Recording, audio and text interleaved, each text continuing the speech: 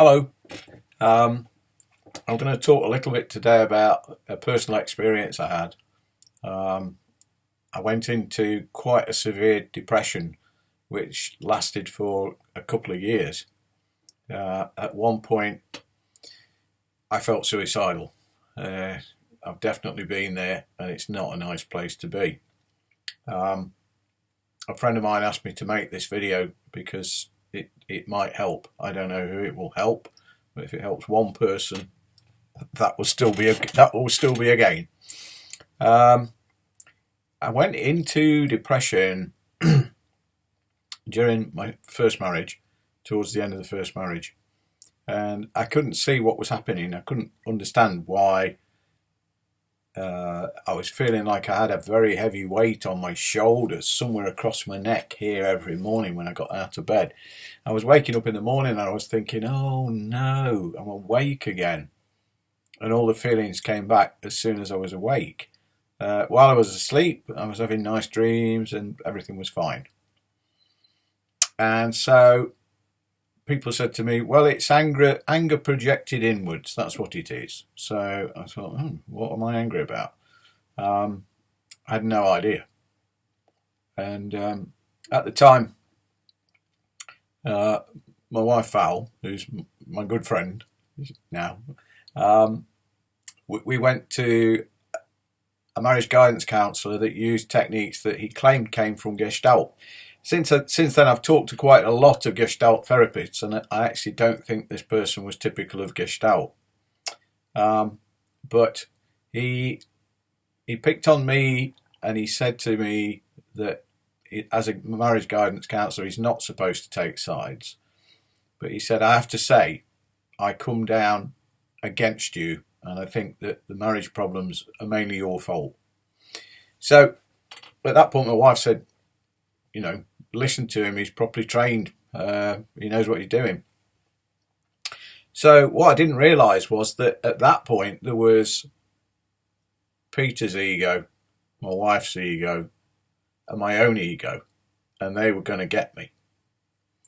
So I am not an ego. You are not an ego. No one is.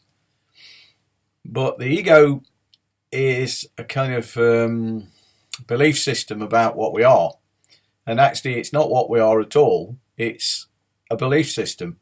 So if you believe that you're great, then you'll act like you're great. And if you believe that you're rubbish, you'll act like you're rubbish. But none of them are true. What you are is what you are. And what you are is adaptable and impossible to be defined. So this fellow was saying to me time and time again, I can see emotions in you that you don't know you've got. I can see you're very angry. You hate your mother. I went home after one of the sessions and I thought, do I? I'm not aware of it. I thought I was getting on very well with my mother at the time. And he was saying, yes, she made you eat Brussels sprouts when you were a child and it was horrible, and I can see you jumping up and down, stamping your feet in the middle of the corner of the room going, I hate my mother. And I went home and I prayed and I thought, well, if that's true, show me. I asked the Holy Spirit to help. Nothing helped. Nothing happened. So then, the next session, this same person started to attack my spiritual beliefs and said that my spiritual beliefs were really a cop-out, that I hadn't got the guts to face life without God, that I was just really a wimp. And that not only was I a wimp, but that I'd got emotions I didn't know I'd got. And the problem was I was too arrogant. I was so arrogant, I thought I know what I know. Whereas he knew that I didn't know what I know. I can see one of us was arrogant. Anyway, so as a sort of exercise to prove that I'm not arrogant, I started to say, okay, I'll doubt everything that I think. And that was actually the slippery slope. I started to think, well, maybe I don't know what I'm thinking. Maybe I don't know what I'm feeling. And very shortly after that, I started having panic attacks. And there's a famous painting called The Scream, and I think it's by somebody called Milch. And it's a sort of person stretched back and they're going, ah! And when I saw it, I thought, yeah, that's what I feel like. So I still couldn't see what the problem was. I just thought, well, I've got a chemical imbalance in my head or something. But I don't believe that now. And I also started to get panic attacks if I had a cup of coffee. So one cup of coffee and my heart would start racing and I'd start sweating and I'd feel terrible. And at that point, my wife would say to me, well, you're just the same as everybody else. You know, you're allergic to coffee. Why can't you just accept it? But of course, as a Course in Miracles student, we know that the mind controls the body. So the palpitations from drinking coffee would have to have a root somewhere in my mind. My mind was somehow making my body react that way. So I carried on going to work, carried on day-to-day stuff, but it was awful. And I just couldn't wait for the evenings when I saw my last client and they went home, and then I would pour a very big brandy and a splash of Coke in it and drink that just to get out of the feeling. It did feel like I'd got a really heavy weight on my shoulders. And then I actually started to think, well, should I be doing Course in Miracles? Should I be doing my meditation? And I really lost any sense of value. I actually felt that if, meditating and praying was a cop-out and I was just a wimp, then I was kidding myself. Maybe I should give it all up and just get on with stuff like everybody else, live to make money, or I don't know. And I can remember going up to my caravan at the seaside one weekend, and I probably spent about 10 hours crying just on my own. And then one afternoon, I'd had a really heavy day where I felt like the weight had been a 15-ton weight on my shoulders all day, and it's somewhere in my head too. And it got to almost finish the daytime, and I realised something very, very profound. I realised it couldn't kill me. Although it could make me feel dreadful and make me think that I didn't want to live, the depression itself doesn't actually kill you. And I thought, so if it can't kill me, this depression, well, then I'm probably going to outlive it. And somehow I felt slightly lifted by that. So I think that was an insight the Holy Spirit gave me.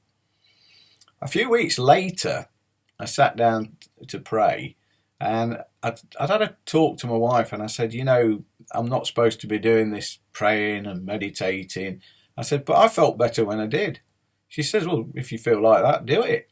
So I sat down to pray, and the Holy Spirit said to me, why is it that you doubt you know what you know? And I said, because I'm trying to be modest.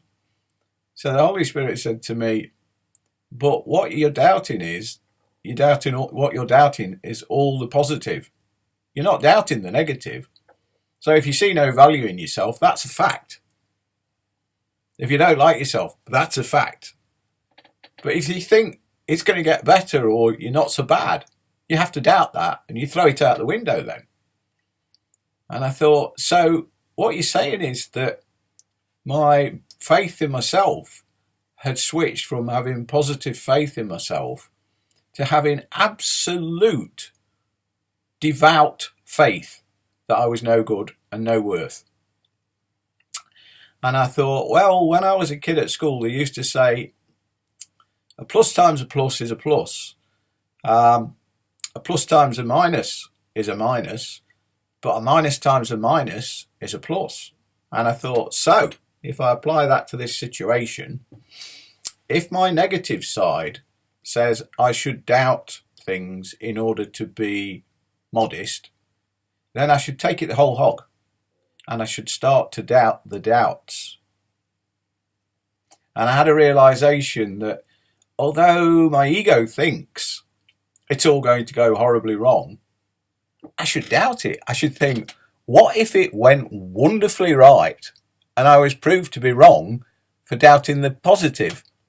And I thought, well, if you doubt everything, that's a possibility. You can't rule it out.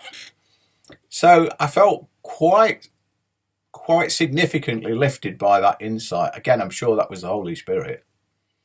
But this depression went on for a couple of years, and there was a point where I actually thought I should probably kill myself. But it was typical. I don't know whether it was an excuse, but I just couldn't bear the thought that my kids would find my body.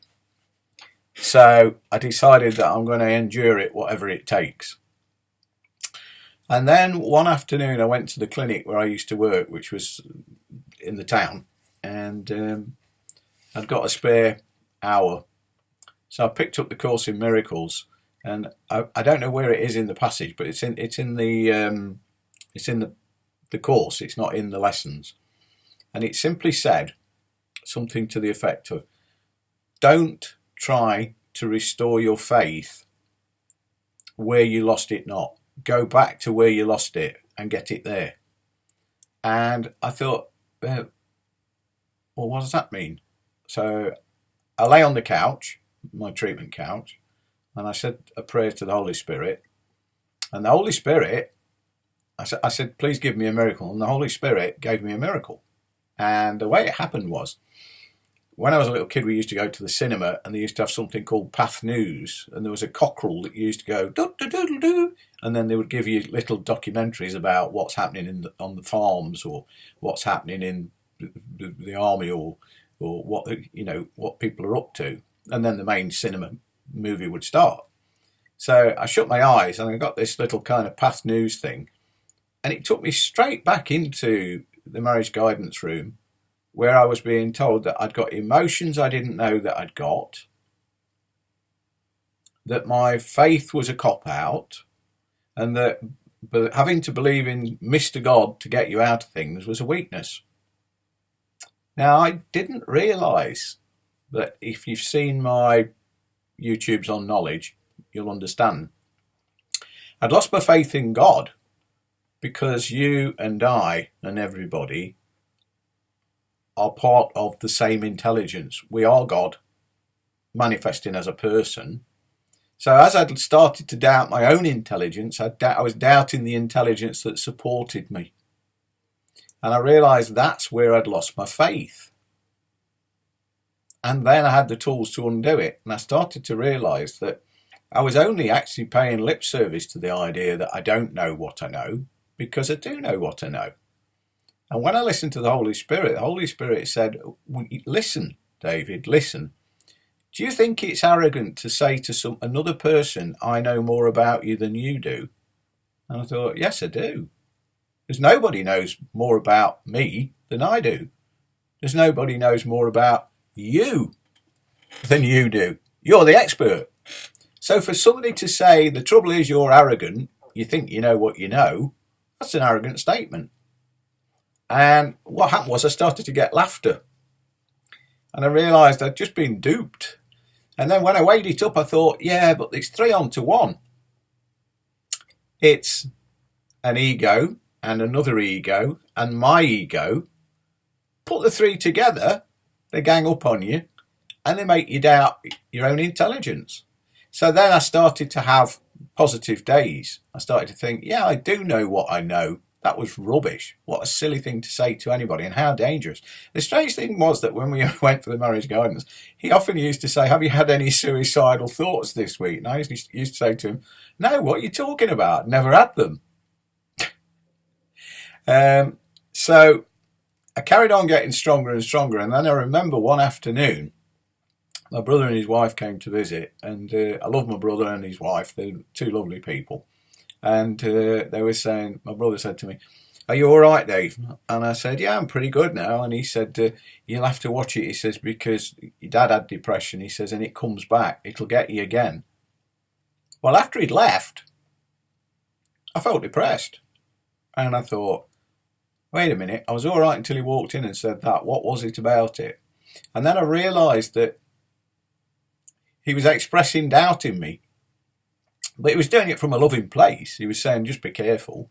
So I phoned him up and I said, Tom, I said, I know you were saying, giving me advice as a brother because you love me, but I said, I'd like you to make an agreement with me that if you see me depressed, you start hitting me or kicking me until I fight back. I said, because if you don't hold faith in me, it encourages me to not hold faith in me.